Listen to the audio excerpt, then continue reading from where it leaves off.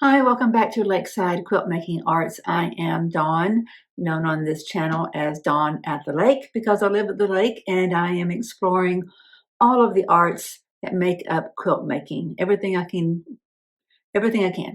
I'm drinking from a fire hose, fire hydrant, whatever expression you want to use. I'm trying to consume as quickly as I can, and I'm sharing that experience with you all through this blog style YouTube channel. Each day we do something a little bit different. Today is Friday, and that's when I do a recap of the videos we've put out this week, and then end with the people who have inspired me in some way. And this week there's just really a multitude of people, so I'm going to have a hard time narrowing it down. Every week it's that way.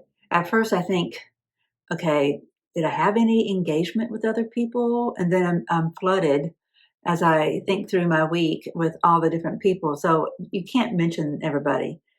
So if I have had a meaningful engagement with you and then I don't mention it, please know it's no disrespect is intended.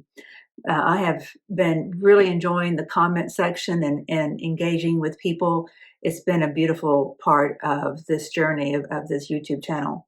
So what we do today, like I said, on Fridays, we recap the videos and I do kind of an assessment of how things developed since then on each of those projects because each day's video is a different project.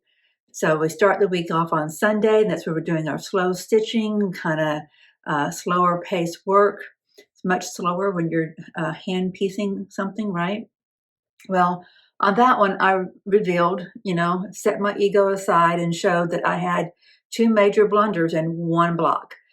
And one of the blunders I can't really account for. I'm going to have to deconstruct it. And a part of me really wants to put it back on to see if it was the method that I used that caused the issue. I'll show it on screen. That's where the red swoop doesn't quite come to the corner on the far left side. And it should have, I believe it was cut to the same distance as everything else. So I either snugged it up too much as I was sewing it, or I cut it wrong. So when I deconstruct it, I'll lay it out next to another piece and just that's cut to the right size or to the template itself and see if it was really a user issue or not. And then I'm going to reattach it. The other issue, the other blunder was a ruffle in a blue fabric that was used on one of the swoops. And I have to apologize to every one of you who kept on saying it was clearly cut on a bias. And I regurgitated the same information back to all of you that no, the straight edge was cut on the grain because I know to do that. And like I can visually see myself doing that. Like I have a memory of doing that. But then somebody messaged me yesterday, a comment, and she said the same thing. And for some reason, it just clicked. When she said it, I then had a different memory. And it was if that blue fabric might have been one of my 1/8 that I was trying to maximize, and that I very well might have cut that one not quite on the grain. So let that block and that disappointment of that video that I released, let that be a lesson for you all. That's what I'm here for, so that we all learn. So, double check, don't get in a rush. I swear, I'm not a neuropsychologist. We may have to talk to one to understand how this works, but when you turn on a camera and you have lights so that you don't look like you're in a cave, some other part of the brain where you're really logical sense just that normally just kicks in, it disconnects. Have you ever seen anybody try to do math while they're on a YouTube video? I watched this one channel, oh gosh, the Rhodes family. I can't think of his right name right now. Justin Rhodes.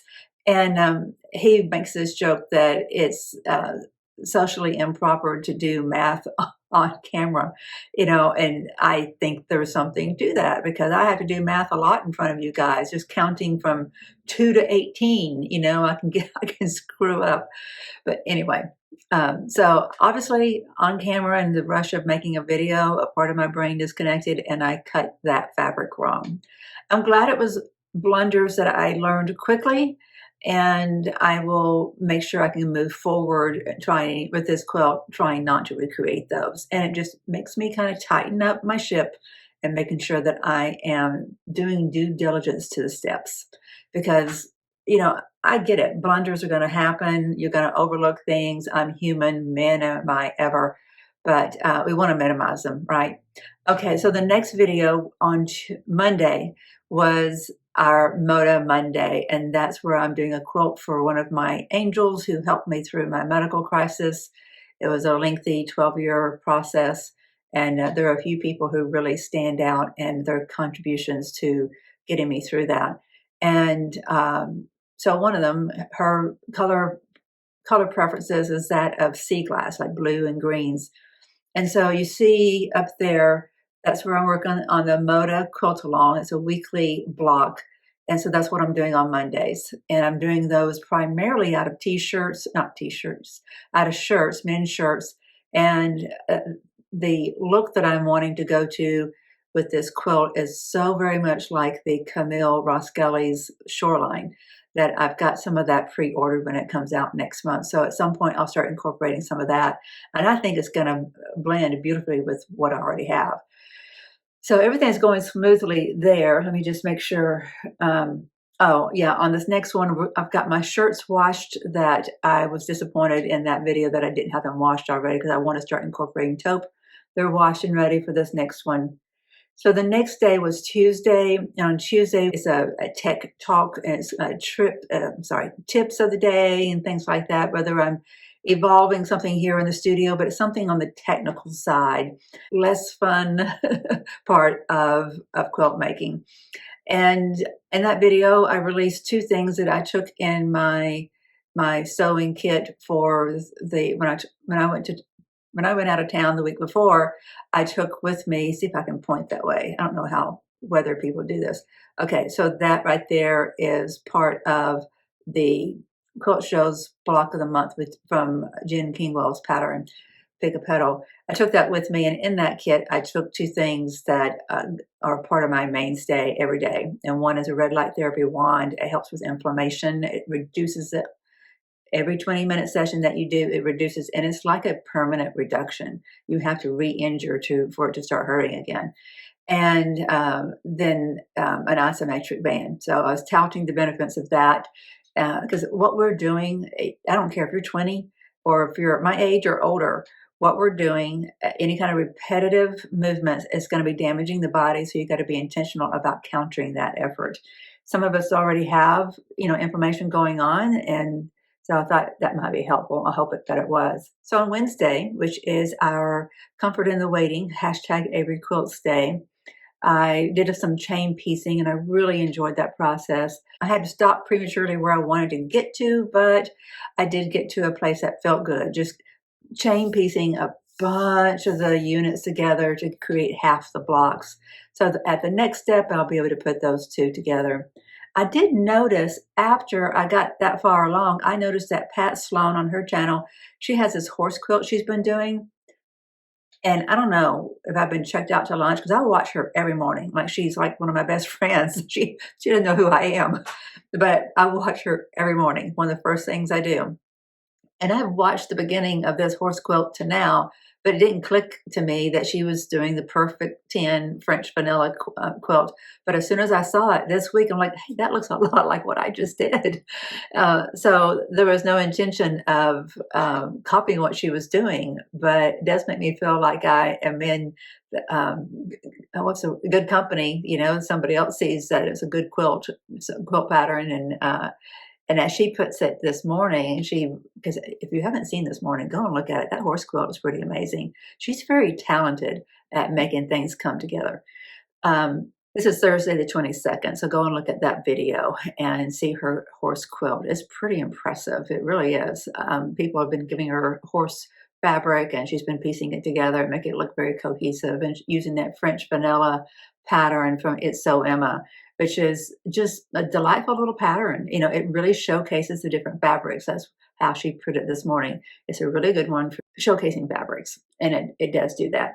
So the next one was Thursday Therapy, where I explained in that video that I was stepping away from the Mars quilt for a week or two, ever how long it takes me, to do a unicorn quilt, which you see has paper over it here.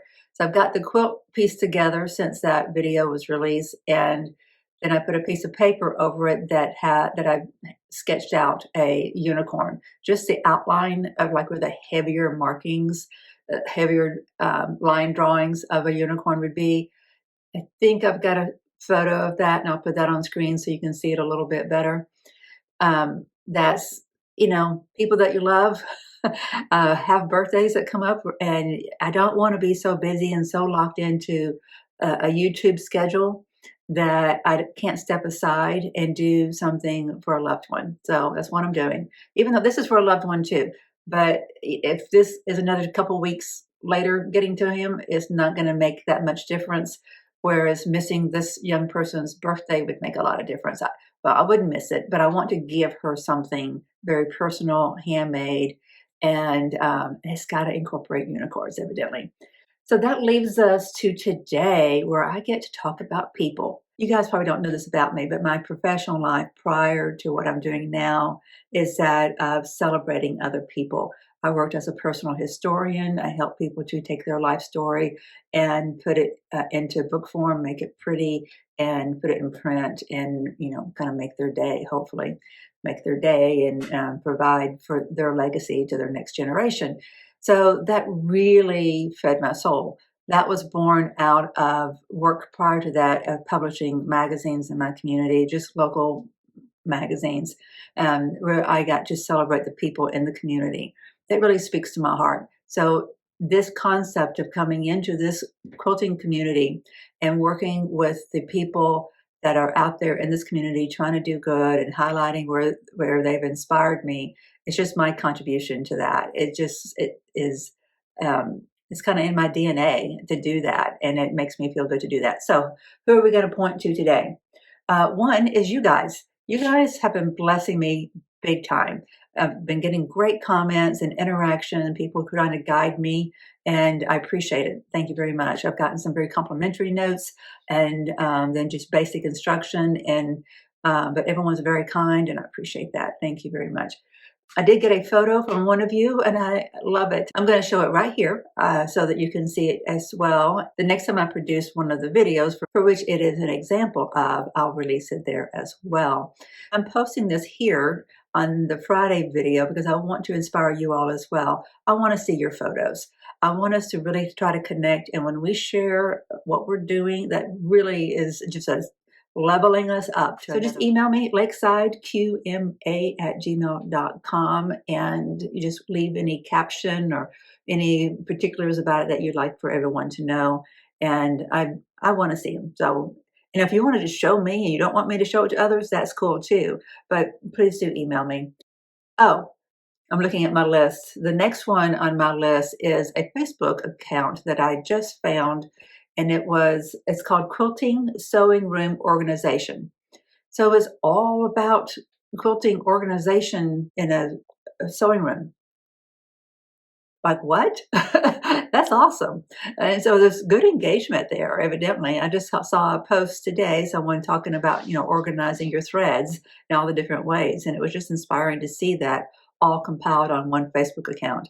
So that's called Quilting Sewing Room Organization. I don't know anything about the people who own that page or who are moderating it.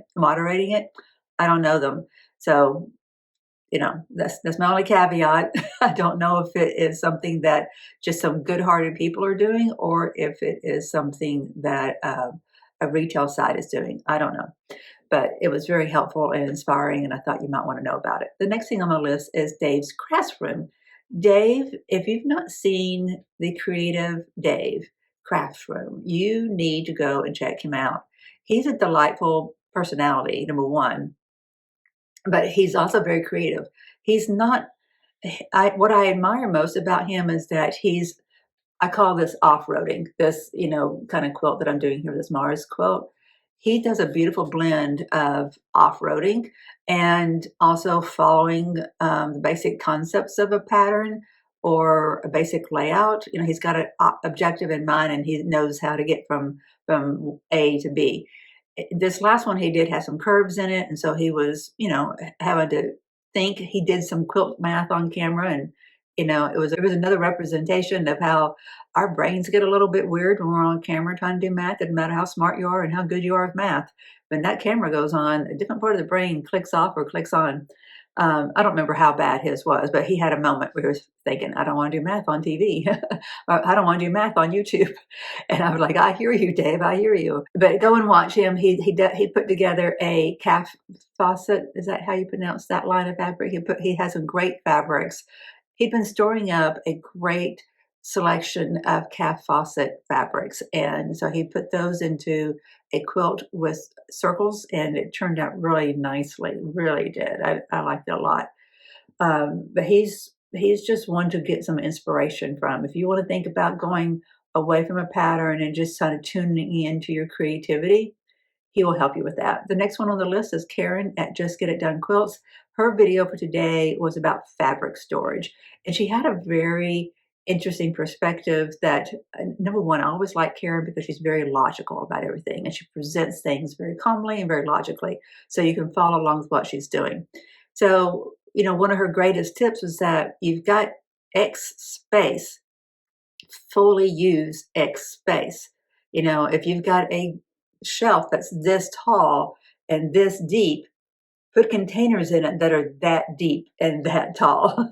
Don't leave 6 inches or 6 inches in front of it, and then figure out how to get your different fabrics sorted into those different areas. You got to use what you've got first and then try to figure out how to fit into that. And no force fitting. If you're storing things great, where your fat quarters go is not where your half yard bundles or your 1 yard yardage is going to go. So just maybe it needs to be in different spots. I like to organize by grouping things by how I think they're going to be used. So it's not by color. I've not seen anybody else do it the way my brain is currently doing, and maybe I will evolve, but maybe it's because I'm kind of a frugal person. um, if I've bought something, I don't want to waste it. If I've bought it and I see that it looks beautiful with this line and this one and this one, and I have curated it and I like how they look together, I don't want to accidentally pull one from that stash and use it elsewise unless I know I'm pulling it and then using it, right? So if I pulled something together, curated it together, I want it to stay grouped. And so I really like my big clear containers that I got from Walmart. I think retail on them was like $9 each, and they've served me very well. I need different storage furniture for them, but one thing at a time. This month I had to buy an air purifier, so that's my contribution to my studio. I will get storage one day. The next person on my list is Sherry at Lessonslearnt. She produced a video this week that was a quilt as you go. She's been doing a series, and it was very inspiring to me. I've seen people do them, but I don't know what it was about the other people that I've seen do it. Maybe it was just the pattern that I saw them do that just didn't, it didn't appeal to me necessarily. And so I didn't listen as well, or maybe they weren't as organized about the presentation. I don't know. But with Sherry's presentation this week, it really clicked to me that, oh, I think I might like to do that. And then it made me think about, well, the key thing about this is that it's going to allow me to quilt with my small Singer sewing machine, because it's a Singer heavy duty, that throat space is like that big.